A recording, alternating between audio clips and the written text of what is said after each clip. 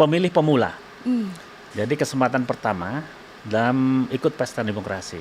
Memang untuk penyelenggaraan pemilu yang jujur adil itu adalah tanggung jawab semua komponen yang ada di Nusa Tenggara Barat. Iya benar. Nah, mahasiswa adalah generasi milenial, generasi Z yang punya kualitas intelektualnya lebih dari mereka-mereka ini. Nah, apabila ada mahasiswa yang mengalami hal pengancaman, intimidasi, silakan melapor ke pihak kepolisian Wah. terdekat. Suksesnya pemilu itu warga masyarakat dalam mendatangi TPS dan menyalurkan aspirasi pilihannya itu dengan tidak ada tekanan, tidak ada intimidasi dari pihak manapun.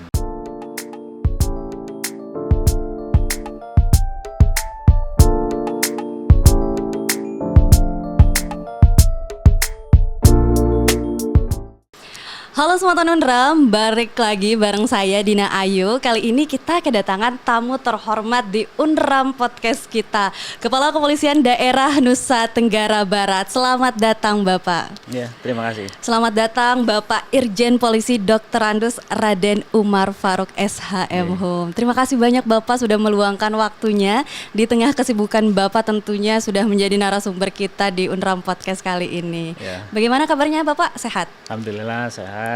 Alhamdulillah. Saya juga mengucapkan terima kasih ya atas kepercayaan Pak Rektor Unram dan juga sambutan dari Civitas Akademika termasuk juga seluruh mahasiswa waktu saya menyampaikan kuliah umum di aula ya. Iya benar sekali. Rupanya ada banyak respon yang istilahnya tidak ada yang ngantuk. Antusias Pak ya. Antusias sekali. Mahasiswanya antusias, sama-sama. benar sekali. Jadi semua teman Unram, sebelum menjadi narasumber Unram Podcast, Pak Kapolda menjadi narasumber kita di kuliah umum pada hari Selasa tanggal 9 Januari 2024. Terima kasih banyak Pak Kapolda. Gimana Pak Kapolda, sudah sarapan Pak? Alhamdulillah sudah. Alhamdulillah sudah. Sempat makan masakan Lombok nggak Pak? Karena Kapolda baru Pak ya, Oktober 2023 lalu kalau nggak salah. Betul. Saya kebetulan ya waktu di Jakarta itu favorit saya itu ayam panggang Taliwang. Wah, Gitu. luar biasa. Ada berarti yang jual ayam Taliwang di sana Pak ya? Banyak sekali sekitar Blok M sana. Wah, Ya. senang berarti ya Pak? Suka? Ya, seleranya bagus lah. Bagus, Suka sekali enak. ayam panggang. Nyatu sama lidah gitu Pak ya. Berarti, tapi biasanya masakan Lombok itu terkenal pedes-pedes gitu Pak. Kalau Bapak aman nggak sama masakan Lombok Pak? Ya, pedesnya kalau itu ya diturunkan grade-nya lah. Ditambahin kecap dikit gitu ya. Tambahin kecap dikit. Iya, nggak terlalu Iya pedas. benar. Iya. Kalau saya sih sukanya yang pedes-pedes Pak. Suka banget sama masakan Lombok. Saya juga pendatang soalnya Pak di Lombok. Oh, dari mana pendatang aslinya? Dari Sumbawa sih Pak sebenarnya. Sumbawa juga. Datang dari Lombok sebentar aja Nyebrang nyebrangnya. aja. Oke Pak, mungkin kita akan di podcast Unram kali ini kita akan membahas sesuatu yang tengah ramai diperbincangkan Pak, terkait dengan pesta demokrasi. Namun sebelum itu saya pernah membaca literatur yang menyatakan bahwa data pemilih tetap di Komisi Pemilihan Umum lebih dari 50% itu adalah pemilih muda Pak. Dan salah satu unsur dari pemilih muda tersebut adalah mahasiswa. Betul. Nah, kita mungkin akan berbicara banyak Pak terkait dengan bagaimana sih peran mahasiswa dalam menjaga kondusivitas pesta demokrasi. Nah, ini pesta demokrasi ini tentu yang paling ditunggu-tunggu ya Pak ya. Betul. Yang hanya dilakukan sekali dalam 5 tahun Pak ya. Jadi wah, antusias masyarakat itu pasti sangat besar terkait dengan hal ini Pak. Namun sebelum itu seperti yang sudah saya katakan tadi bahwa salah satu dari pemilih muda itu ada mahasiswa. Namun ada juga satu literatur yang saya baca Pak bahwa tidak hanya sebagai pemilih muda, mahasiswa juga mendapatkan gelar Pak pemilih muda yang terdidik.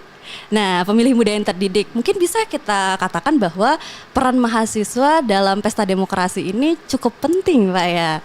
Mungkin Bapak dari kacamata Kapolda Nusa Tenggara Barat bisa kita ketahui apa saja sih sebenarnya peran mahasiswa dalam menjaga kondusivitas pesta demokrasi tersebut. Bagaimana Pak?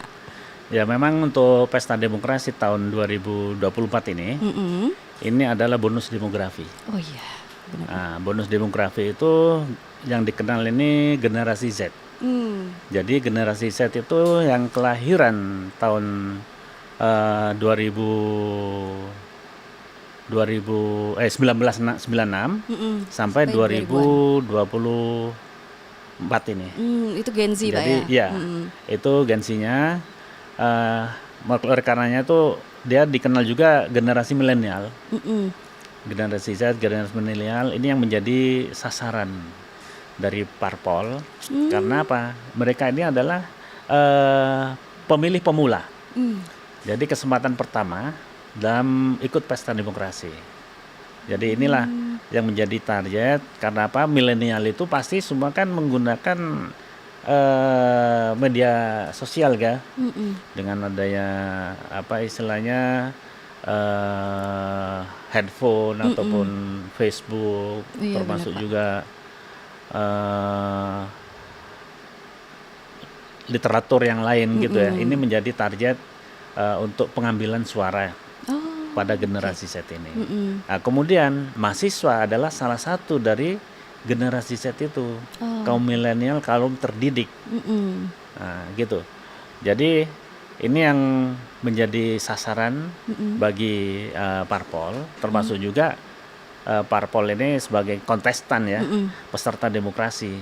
Tapi saya sebagai aparat keamanan, kepolisian, ini juga akan memanfaatkan mahasiswa itu sebagai pengawas Pengawas Pak ya. dari pelaksanaan pemilu, supaya pelaksanaan pemilu, penyelenggaraan pemilu yang dilakukan oleh KPU selaku pelaksana, kemudian Bawaslu selaku badan pengawas pemilu, ini personelnya kan terbatas ini, Bawaslu itu. Nah, dengan keberadaan mahasiswa yang bisa kita manfaatkan sebagai pengawas dalam arti bersifat pasif. Kalaupun memang ada temuan-temuan ya pelanggaran yang dilakukan oleh salah satu kandidat parpol ataupun pileg, itu bisa mengumpulkan bukti-buktinya dulu, terus memberikan informasi kepada Bawaslu. Oke, luar biasa. Berarti mahasiswa bisa mengambil peran sebagai pengawas Pak ya. Pengawas pemilu. Iya. Apakah bisa dikatakan bahwa mahasiswa itu juga bertanggung jawab agar pemilu itu berjalan secara jujur dan adil Pak ya? Iya. Bagaimana sebenarnya trik atau apa yang harus sudah dilakukan mahasiswa agar pemilu tersebut berjalan jujur dan adil, sebagai tadi mahasiswa sebagai pengawas begitu Pak? Mungkin bisa dijelaskan lebih detail lagi Iya. Pak? Memang untuk penyelenggaraan pemilu yang jujur adil itu adalah tanggung jawab semua komponen yang ada di Nusa Tenggara Barat. Iya benar Pak, benar. Gitu. Jadi bukan hanya penyelenggara pemilu, bukan hanya pengawas pemilu, bukan hanya pengaman pemilu seperti kepolisian, termasuk juga seluruh komponen warga masyarakat, termasuk diantaranya mahasiswa. Nah, mahasiswa adalah generasi milenial, generasi Z yang punya kualitas intelektualnya lebih dari mereka-mereka ini. Oh iya. Itulah yang bisa saya manfaatkan untuk juga bisa memantau. Jadi memantau penyelenggaraan pemilu, pengawasan pemilu, termasuk juga keamanan pemilu. Nah, di samping memantau, dia juga bisa memberikan edukasi kepada masyarakat. Oke. Karena kelebihan yang mereka dapatkan di lembaga pendidikan, ini kan pendidikan tinggi. Kampus itu adalah pendidikan tinggi. Nah, yang bisa cukup istilahnya cukup paham mengenai aturan main yang sudah diatur dalam pemilu 2024 ini. Nah, di samping sebagai intelektual, cendekia, ini mahasiswa kan darahnya masih segar, bugar gitu ya, Benar, idealis gitu ya, ya. jiwa mudanya tuh punya jati diri itu istilahnya hal-hal yang baik harus ditegakkan. Benar. Hal-hal yang benar harus ditegakkan. Setuju Pak. Itulah kesempatan itu saya manfaatkan untuk menjadi pengamat, pengawas pemilu. Gitu. Oke, pengamat, pengawas pemilu. Iya. Mahasiswa bisa berperan seperti itu Pak ya. Bisa sekali. Oke, tadi sempat disampaikan juga Pak terkait dengan peran-peran mahasiswa yang lainnya. Saya sangat setuju dengan pendapat Pak Kapolda. Iya. Tapi biasanya Pak ya di masyarakat itu masyarakat desa biasanya Pak ya, kalau ketika ada mahasiswa yang berbicara itu langsung dipercaya 100% Pak. Iya. Karena label mahasiswa itu Pak ya, biasanya apapun yang disampaikan mahasiswa itu akan langsung dipercaya nih oleh masyarakat. Mungkin di sini Semeton Unram harus memilah informasi-informasi apa saja yang memang harus disampaikan dan pastikan bahwa informasi itu adalah informasi yang benar Pak ya. Dan kita ketahui juga Pak bahwa mahasiswa ini dikenal dengan sebutan agen of change, agen sebuah perubahan. Tapi ada sebutan lagi nih dari mahasiswa. Wah, keren banget mahasiswa, banyak sebutannya Pak ya. Banyak gelar-gelar lain untuk mendapatkan gelar sarjana atau gelar yang lainnya. Tapi ada juga sebutan yang menyebutkan bahwa mahasiswa ini adalah agen edukasi. Nah, agen edukasi. Apakah mahasiswa harus berkontribusi Pak sebagai agen edukasi demokrasi? Jika memang harus berkontribusi, apa saja kontribusi-kontribusi yang bisa dilakukan oleh mahasiswa-mahasiswa Pak? Ya, mahasiswa ini adalah memiliki integritas ya, integritas yang tinggi dengan idealismenya, ya. Ini kemudian dengan keaktifannya ingin menyampaikan hal-hal pembinaan kepada masyarakat dalam bentuk edukasi itu. Nah, edukasi itu berbagai cara. Nah, warga masyarakat itu di sekitar Nusa Tenggara Barat ini ada beberapa kelompok tani ada, kelompok perkebunan ada, kelompok misalkan di daerah nelayan ada. Nah, media itulah, organisasi atau wadah itulah yang bisa disentuh sampai ke tingkat-tingkat di daerah kecil sekalipun. Ya, kalau di daerah pertanian kelompok tani. Nah, dengan apa? Dengan bagaimana caranya melakukan edukasi, melakukan penyampaian informasi kepada warga masyarakat tentang kepemiluan, apa yang boleh dijalankan, apa yang tidak boleh dijalankan, apa yang harus dilakukan dan tidak boleh dilakukan. Contohnya, biasanya kalau masa-masa kampanye ini kan menjelang coblosan, pencoblosan pagi-pagi itu serangan fajar. Iya kan? Iya benar-benar serangan Pak. fajar.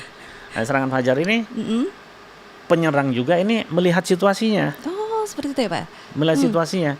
Kalau istilah tidak ada pengawas, tidak ada mahasiswa, tidak ada polisi, tidak ada TNI, tidak ada Bawaslu, dia akan memasuki rumah untuk bisa mempengaruhi dengan money politik itu. Tapi kalau ada mahasiswa yang sudah memberikan edukasi kepada masyarakat, warga masyarakat yang akan dimasuki pun kalau tidak sesuai dengan hati nuraninya bakal ditolak. Jadi money politik tidak terjadi. Jadi mahasiswa berperan terhadap pencegahan money politik. Gitu. Wah, luar biasa ya peran mahasiswa Pak. Betul sekali. Wah, karena satu suara sangat mempengaruhi Indonesia ke depannya Pak ya. Wah, ini Semeton Unram harus mendengarkan podcast ini hingga selesai karena ternyata menjadi mahasiswa itu tanggung jawabnya luar biasa loh Semeton Unram. Ada banyak sekali hal yang harus Semeton Unram lakukan. Tapi saya menjadi penasaran nih Pak Kapolda. Sebenarnya apa aja sih tantangan dan rintangan yang mungkin akan dihadapi oleh mahasiswa tersebut untuk menjaga integritas dan kredibilitas mereka sebagai agen perubahan dan kontrol sosial yang sempat disebutkan oleh Pak Kapolda tadi. Ya, memang tantangan banyak sekali. Gini, untuk mencegah adanya money politik itu sudah pasti kontestan atau parpol yang mengalami hambatan karena dicegah oleh mahasiswa, ini pasti akan melakukan suatu perbuatan, mengintimidasi mahasiswa atau mungkin mengancam, gitu. Nah, dari sana tentu mahasiswa punya keahlian untuk berdiplomasi. Oh iya, benar. Harus punya kelebihan seperti itu. Iya benar Pak, benar. Untuk berargumentasi. Nah, paling suka mahasiswa itu argumentasi tuh. Berdebat kan? Iya benar. Itu paling suka itu. Saya waktu masih muda seperti itu juga. Luar biasa aktivis Bapak ya. Jadi seperti itu, apabila ada yang merasa terhambat, yang tujuan mereka seperti money politik gitu kan dihambat oleh mahasiswa nih, karena dicegah karena sudah memberikan edukasi pembelajaran kepada warga masyarakat termasuk sosialisasi tentang ya hal-hal yang tidak boleh dilakukan dalam kepemiluan gitu. Hmm. Pasti ada ancaman pasti itu. Nah, apabila ada mahasiswa yang mengalami hal pengancaman, intimidasi, silakan melapor ke pihak kepolisian Wah, terdekat. bisa langsung melaporkan Pak ya? Bisa, Hmm. bisa apalagi kalau sudah terlaksana itu money politik. Contohnya apa money politik itu? Hmm. Memberikan sembako, Oh, oke. memberikan sembako tapi di dalamnya ada amplopnya. Oh. Entah itu 20.000, 100.000 itu. Nah, kalau ada temuan seperti itu, warga masyarakat yang tidak berkenan menerima, kemudian ada mahasiswa yang selaku pemantau pemilu, itu boleh mengambil barang itu karena diserahkan oleh penerima. Nah, kemudian dicatat siapa nama yang nyerahkan. Kalau partainya kan sudah jelas itu ada capnya pada ya. Oh, iya, Biasanya stiker gitu ya. Oh iya benar Pak. Itu diserahkan kepada Bawaslu. Mekanismenya seperti itu. Nanti Bawaslu akan menindaklanjuti perbuatan pidana pemilu yang dilakukan oleh si pelaku. Nah, seperti itu. Luar biasa, berarti bisa langsung dilaporkan ke Bawaslu Pak ya. Iya. Wah luar biasa. Selain itu Pak, kita juga mau tahu lebih banyak nih Pak, bagaimana sebenarnya mahasiswa dapat membantu memastikan bahwa pesta demokrasi berjalan dengan adil dan transparan dalam penyebaran informasi yang benar tentunya Pak. Bagaimana? Ya, memang sekarang kan media informasi sangat banyak ya. Sangat banyak, YouTube, kemudian juga Instagram, terus Facebook segala macam itu. Nah, ini kalau ada penyebaran yang bersifat hoax, memang sulit untuk membuktikan apakah ini hoax atau benar. Oh iya. Apakah ini hanya tipu-tipu atau hanya untuk menarik simpati warga masyarakat. Nah, tapi warga masyarakat dengan edukasi yang diberikan oleh mahasiswa kepada komunitas gitu ya. Kalau komunitas itu dalam kelompok kecil. Kalau keperorangan bisa juga door to door, tapi itu mungkin kesulitan mahasiswa untuk memberikan edukasi. Kalau dari pintu ke pintu gitu kan. Yang mudah itu adalah kelompok kecil atau komunitas. Nah, misalkan ada yang istilahnya bersifat hoax gitu kan, atau mungkin luar biasa rayuannya gitu. Promosinya, iklannya gitu kan. Nah, dari sana kan ada intuisi. Intuisi dari mahasiswa, ini tidak benar. Perlu apa ini? Klarifikasi kepada sumber berita. Oke, Itu luar biasa. Kalau memang berita itu dinilai, dianalisa oleh mahasiswa itu adalah berita hoax. Atau bisa juga melaporkan kepada pihak kepolisian. Pihak kepolisian supaya berita itu tidak tersebar lebih banyak lagi, tidak meluas lagi.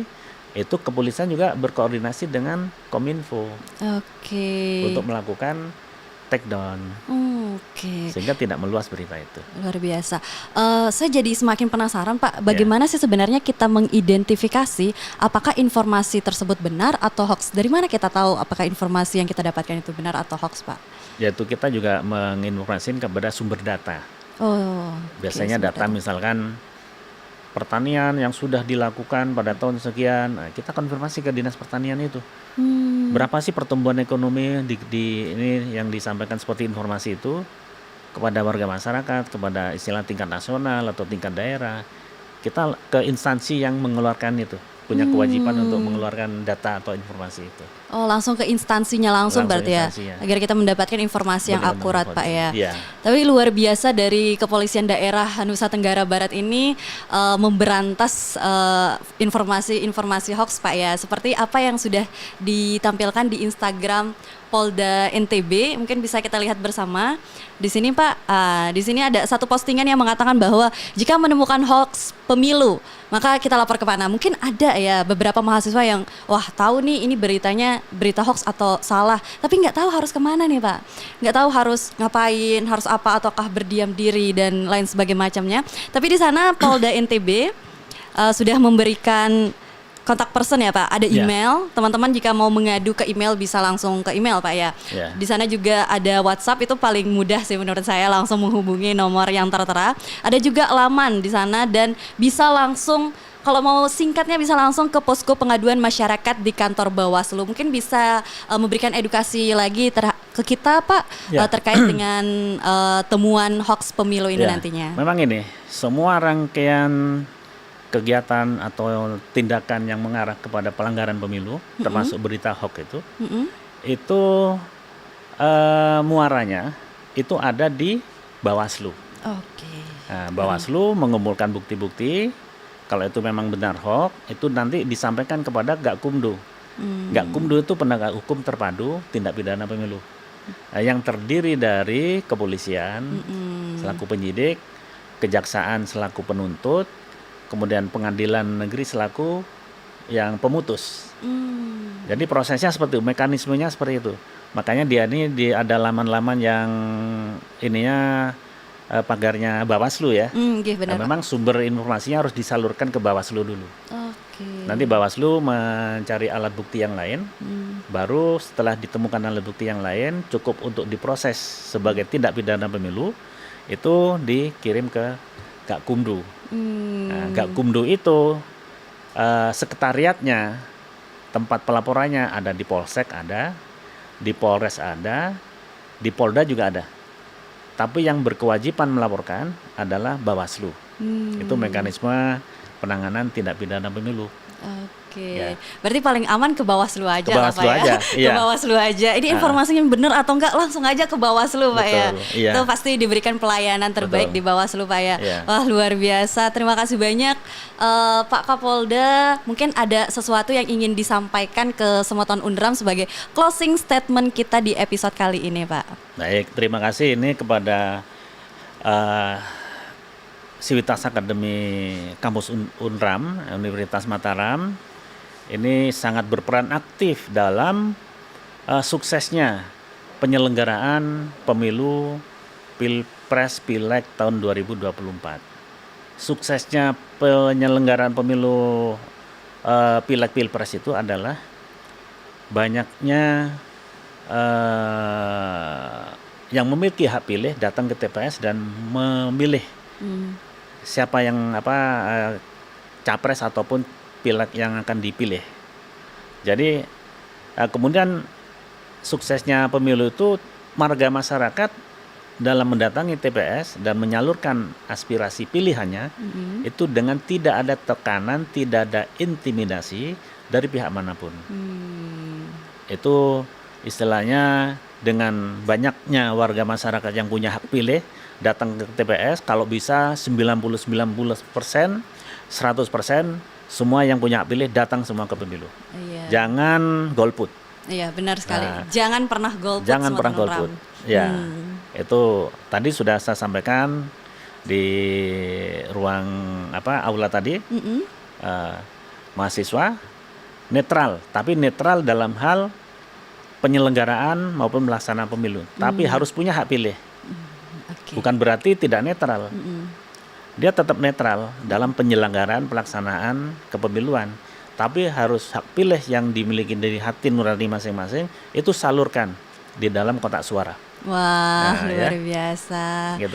Terima kasih banyak Pak Kapolda. Kita Ya. menemukan banyak informasi nih Semoton Unram dari Kapolda kita, Kapolda Nusa Tenggara Barat. Terima kasih banyak Pak Kapolda untuk kesempatan dan waktunya. Baik. Semoga bisa sehat selalu memimpin Nusa Tenggara Barat ini dengan lebih aman lagi. Amin. Terima Ya. kasih banyak Pak Kapolda. Mungkin bisa Terima kita kasih melambaikan kembali. tangan, say goodbye di kamera tengah. Oke. Terima kasih Semoton Unram. Dah. Sampai ketemu di episode selanjutnya.